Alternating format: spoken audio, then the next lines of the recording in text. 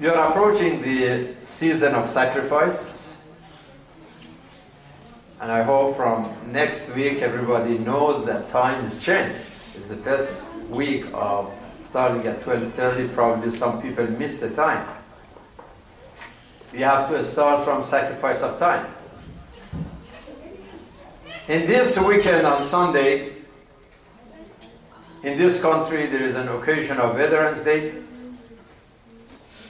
and that is a holiday, a national and legal holiday and federal holiday, when the nation observes this memory to honor the service and sacrifice of those people who serve this country. And you know that this Veterans Day that used to be Armistice Day was announced after the World War I. After more than 20 people were killed, 20 million people were killed in the First World War. A day was announced by the President of the United States at that time, and asking the nation to honor the service of those soldiers who served during the First World War for peace and justice. That's what he said at that time. You know that there is another occasion in America, Memorial Day, that's very similar concept. Veterans Day and Memorial Day. The Veterans Day is on the 11th of 11. It's 11 o'clock, 11 a.m. of the 11th day of 11th month, which is November. And that was the first occasion. In 1919, that was the beginning of this declaration. But then the Memorial Day is very similar, but it is related to those soldiers who were killed in the Civil War in America. So Veterans Day is more related to the foreign involvement, and Memorial Day is more involved with domestic thing.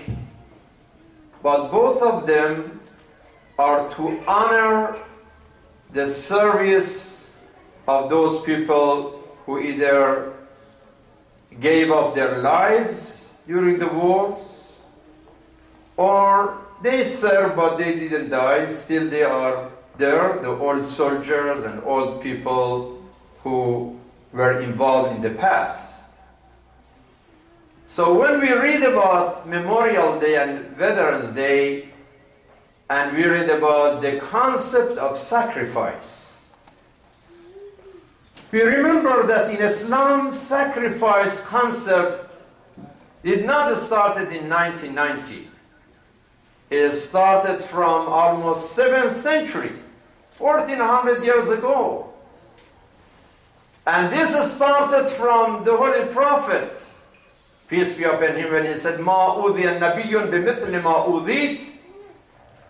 No leader, no messenger suffered as much as I suffered. And then the family of the Prophet were the family of sacrifice.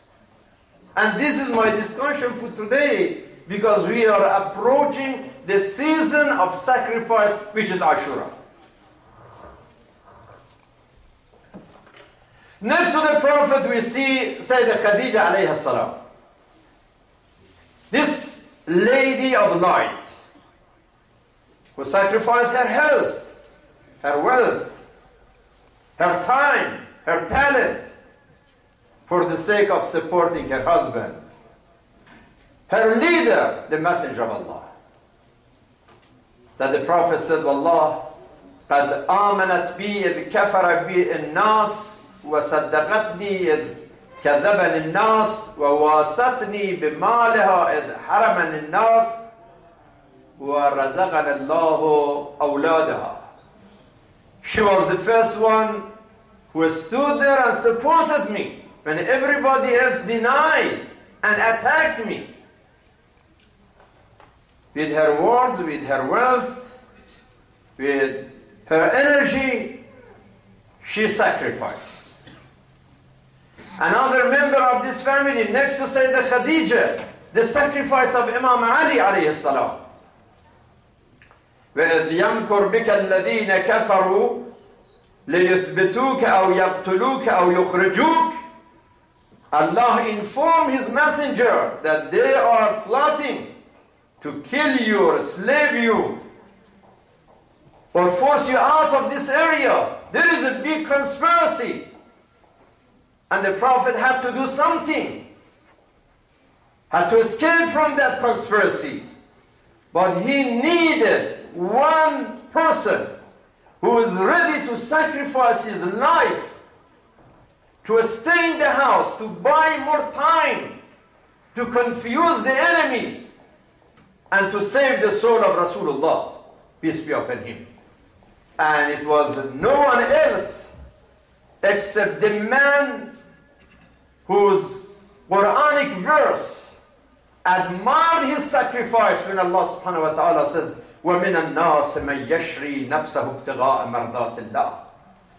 Who is this man who sacrificed to receive the pleasure of Allah? He did it for mardat Allah, no other reasons. لَيْلَةُ الْمَبِيتِ وَغَيْتُ بِنَفْسِي خَيْرَ مَنْ وَتَ الْحَصَى مُحَمَّدٌ لَمَّا خَافَ أَنْ يَمْكُرُ بِهِ وَبِتْ أراعيهم متى ينشرونني ومن طاف بالبيت العتيق وبالحجر فوقاه ربي ذو الجلال من المكر وقد وطنت نفسي على القتل والأسر. This is Imam Ali described Laylatul Mabit, that he is saying that, yes, I was ready to die, I was ready to be taken by the mushrik, I was ready for any tragedy for one single reason, to save the soul of my leader Rasulullah. And he did that, and Allah admired the sacrifice of Amir al-Mu'mineen in this verse. And it was not the only time that Ali sacrificed everything he had for the sake of his faith. All these Sunni scholars, they mentioned the story of Uhud, when Rasulullah was under attack with all different dimensions. And there was one individual hero who is answering all these attacks from all these directions, to the time that everyone heard the voice of La Fata illa Ali, La Sayf illa Dhul Faqar. That was his sword, and that was his sacrifice that saved that heavenly soul. He fixed the future of Islam with that heroic act. Imam Ali's sacrifice continued even after the death of the Prophet, even in more serious way. I think the sacrifice that Imam Ali did after the death of Prophet was even more than what he did in the past. When he said, لَقَدْ عَلِمْتُمْ أَنِّي أَحَقُّ النَّاسِ بِهَا مِنْ غَيْرِي. Everyone knows that I deserve that. That was for me. Everyone knows that that position belonged naturally to a personality like Amir al-Mu'mineen. ولكن والله لأسلمن ما سلمت أمور المسلمين ولم يكن فيها جور إلا علي خاصة.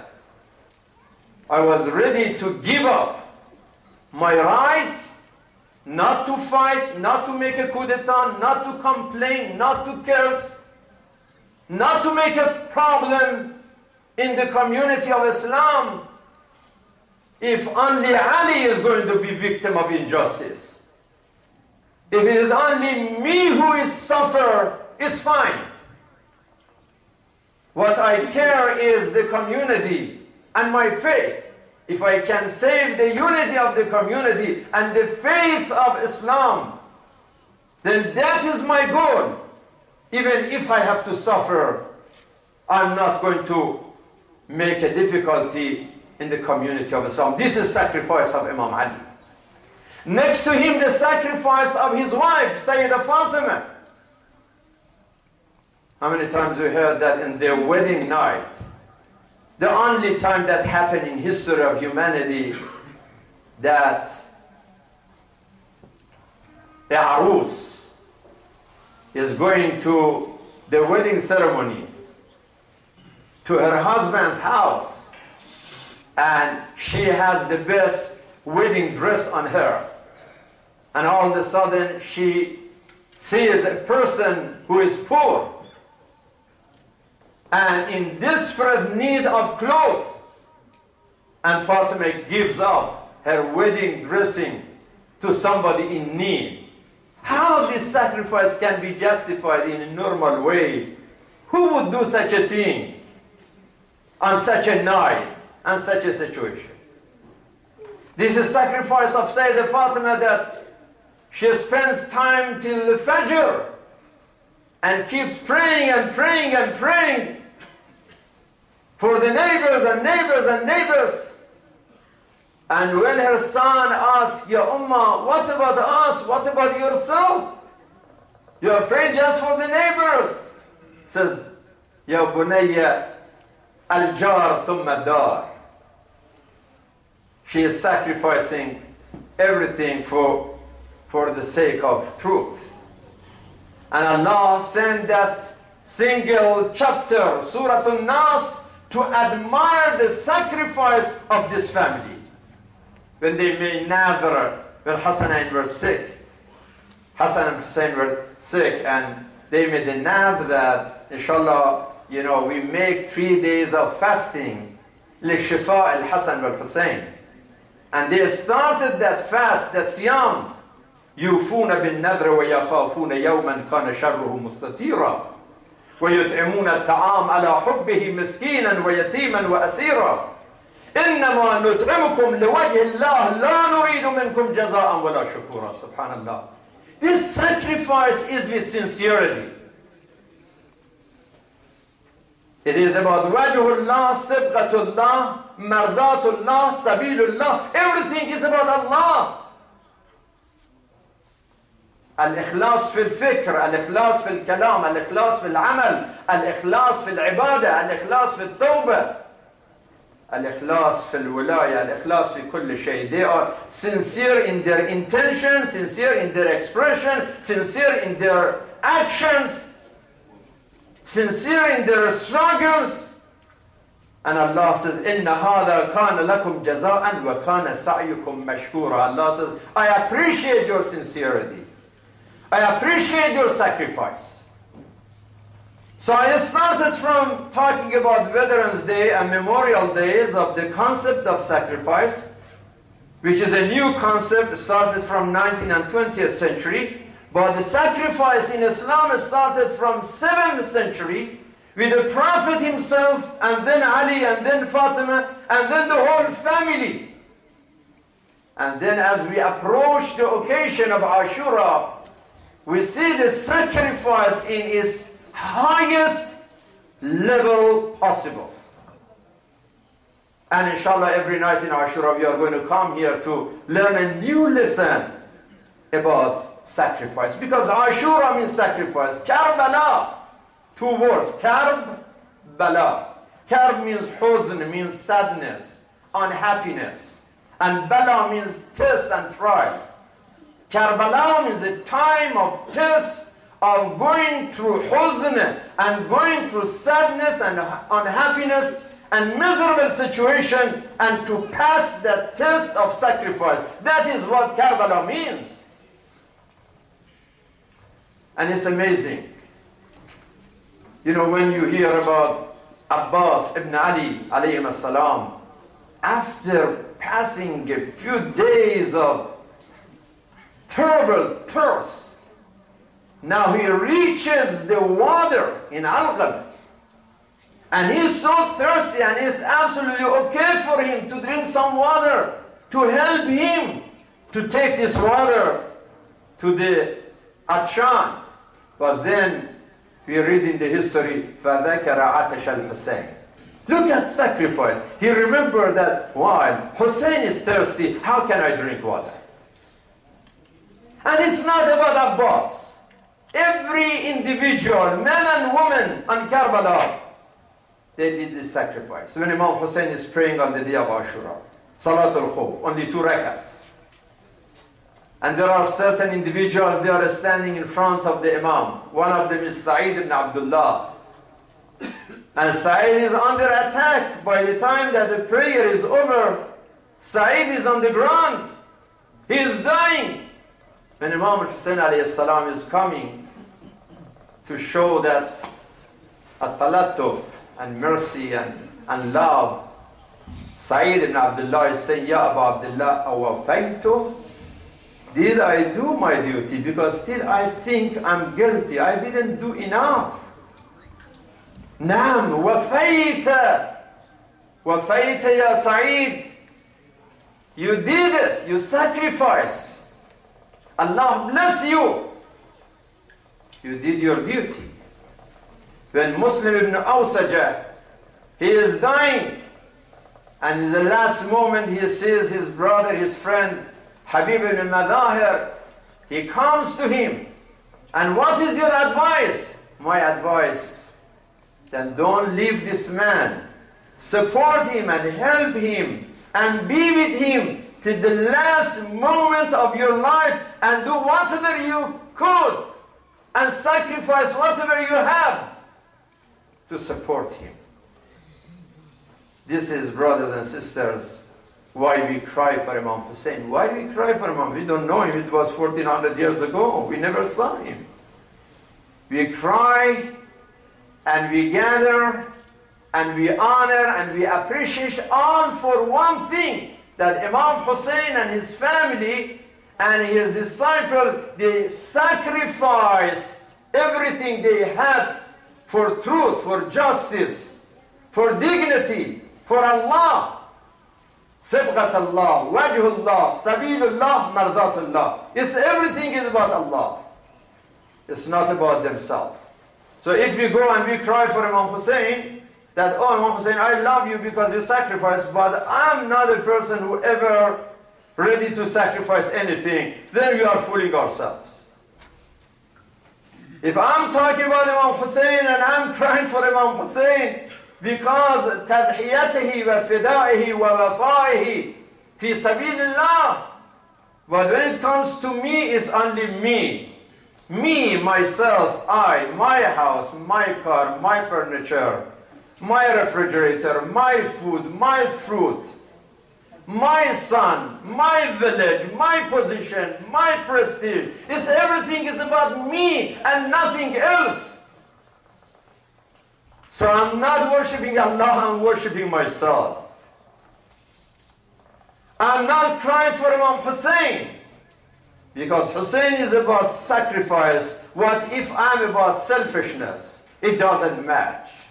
It doesn't match.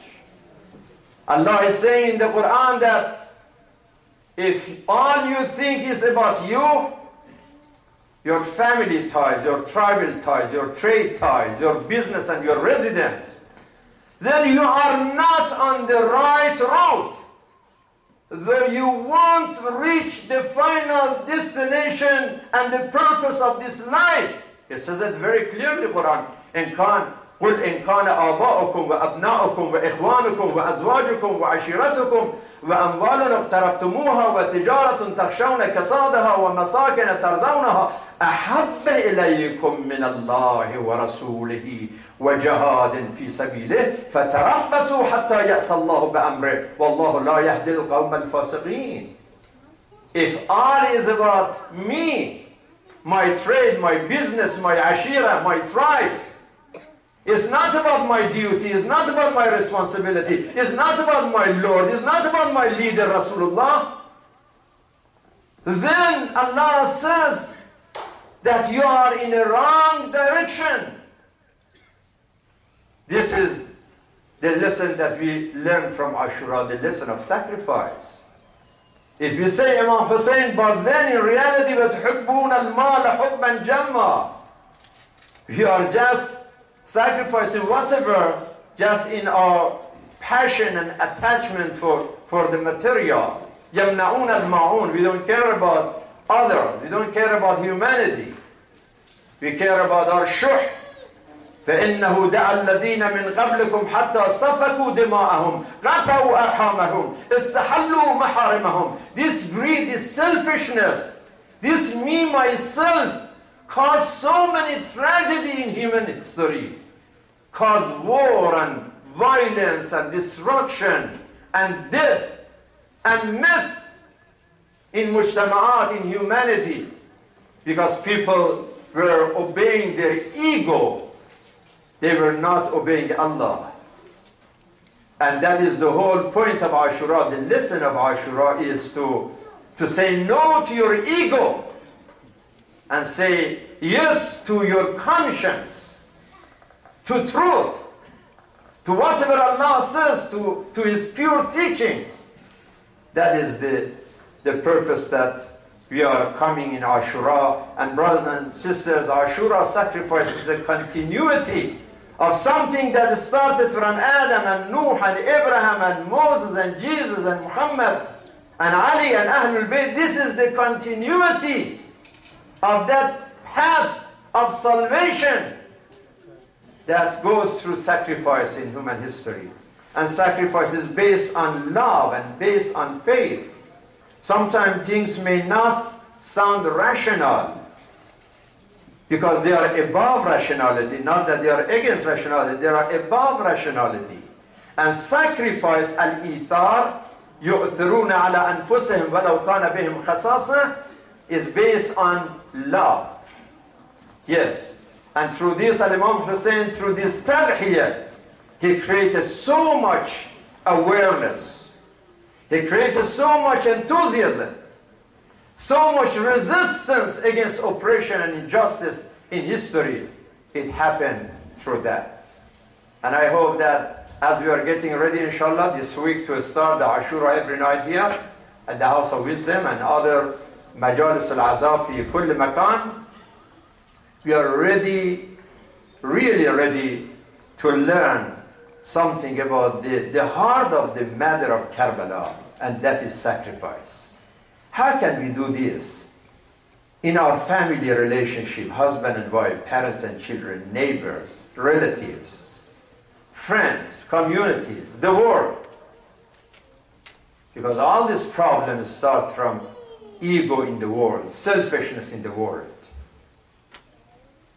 And I'd like to say a few words also about these elections. That first off, to say congratulations to those who won this election, especially locally, Judge David Turpe, Judge Salim Salami, other winners in this local election. And I want to say congratulations also to those brothers and sisters who participated. Sister Zainab and Brother Hamid, others who didn't win the votes, but they won the effort. They worked very hard, themselves, their families and friends, and I think that was a good experience, good opportunity for them. They are young, inshallah they would participate in the coming elections, and inshallah by then our community is more prepared. One of the reasons that they didn't make it, because they did not get enough vote. And that is a lesson for our community, that next time more participation and more vote, then those young individuals who participate, they can win and they can go to the school, to education systems, and can serve the community. I'd like to say also congratulations to President Obama. It's amazing victory this time again, and I hope that he would remember that word that he said 4 years ago, and he won the election then because of that single word, when he said change. And I pray that he would be able to continue and even more seriously the policy of change, because there are so many people who resist any change and any sacrifice. They want to be the most powerful nation in the world. They want to have the most powerful military in the world. they want to have the best health system in the world, but they are not ready. They are billionaires and billionaires, but they are not ready to pay their tax. They don't want to give anything. They don't want to sacrifice anything, but they want to have the best. They want to, as they say, have their cake and eat it too, but it doesn't work that way. They have to, those billionaires and those wealthy people, they have to change as well, and they have to sacrifice some. For if they don't do that, it's just lip service. The government owes more than $16 trillion. $16 trillion. That's the debt of our government, and half of it to Japan and China and other countries. And this is the time that people start changing from themselves, every individual. And one of the changes that we pray and we ask the president is change about the foreign policy. And especially in the Middle East, the Middle East cannot be ignored. It is a sensitive issue. Relationship between the United States and Iran will continue to be an important issue in the foreign policy of the United States, and I hope they continue the diplomacy, not the diplomacy the way they are doing it now, more sanction and more carelessness and irresponsible act of hurting the ordinary people. That is what the diplomacy so far means. We mean the honest and dignified diplomacy based on fairness and justice, but no war. That is one of our demands and one of our prayers. And also about Syria. In Syria we know that there is like Ma'arikat al-Ahzab. What is going on in Syria now is very similar to Ma'arikat al-Ahzab, that all these groups, all of a sudden Saudi Arabia and Qatar and Emirat, they care about democracy and human rights. And just a few days ago, Bahrain openly banned any kind of demonstration and suppression of human rights, and nobody cares and nobody even talk about it. But now, the only area that they care is about Syria, and that's what they are sending the Salafis. They are sending all of these armed groups from Saudi Arabia, from Libya, from other places. And now there is a conference in Doha today to provide more weapons, and unfortunately more mess, more bloodshed, and more problem in Syria. We think that our request and what we ask from the president after the election, now the election is over and relax and go to job, to end these double standards in dealing with the situation in the Middle East, that the Saudis should be the last ones talk about human rights and democracy. We know how they kill the people and they put it on the YouTube in front of the cameras of the world, and they don't care. In a country that even women cannot even drive a car. That is the level of freedom and democracy in Saudi Arabia. How they care about Syria right away. Yeah, there is problem in Syria. We don't say, and we never say it's perfect. We never say the government is perfect. We never say that the system is perfect. But it's up to the Syrian people to get together and negotiate and sit down and solve the problem in a civilized way, instead of using the terrorist tools and killing innocent people, the children. How can you kill babies? How can you kill the children when we see these boys and girls, 3-year-old, 4-year-old in the hospital, and there is no facility, and they attacking these innocent kids?